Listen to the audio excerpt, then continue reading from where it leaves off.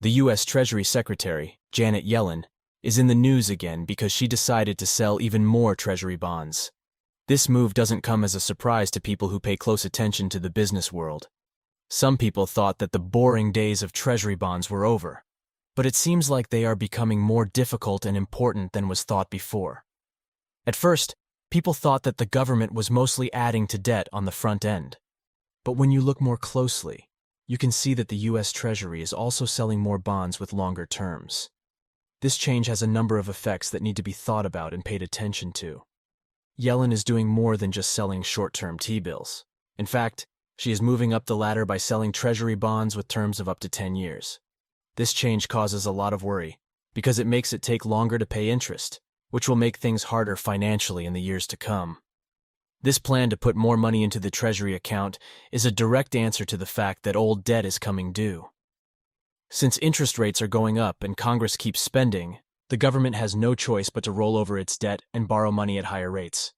This already complicated situation is made worse by the fact that the U.S. Treasury is now giving a whopping $103 billion in treasuries to pay back $84 billion in bonds that will be due on August 15, 2023. On top of this, another $19 billion is being issued, which adds to the total amount of debt. There are many different kinds of debt being sold, from 3-year notes to 30-year bonds. The size of this project is nothing short of amazing, and it shows how bad the government's financial situation is. Yellen's plan is to cater to people of different ages, which is a big choice with big effects. The focus on bonds with longer terms changes how debt is seen and handled. The goal is clear: to lock in the interest rates of today for a long time. But there are some problems with this plan as well.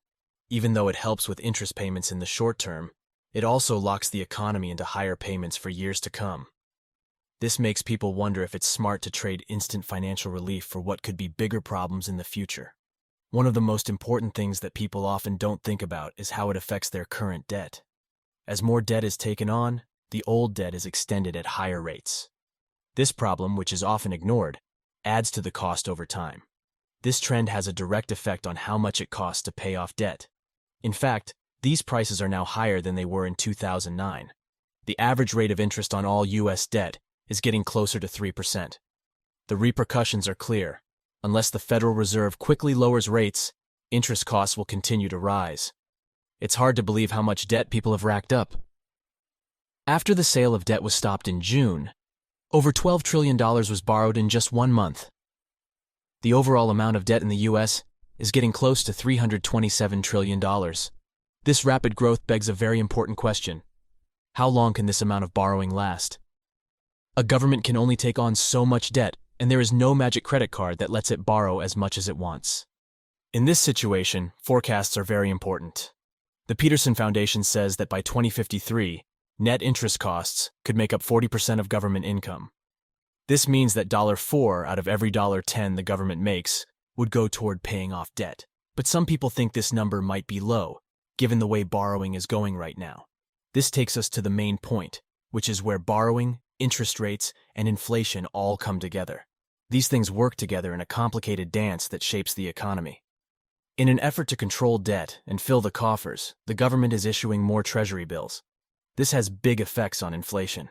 As the government borrows more and more, the system starts to feel the pressure. The idea of a dam works well here, since each new loan is like water building up behind the dam. When interest rates are lowered, the energy that has been building up is let out, flooding the market. When combined with bank loans, this rush of cash can cause a big wave of inflation that affects the prices of assets and the value of money.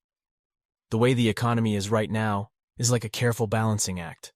On the one hand, more money spent by the government helps keep the business going. On the other hand, this spending makes it necessary to borrow more, which adds to the growing amount of debt.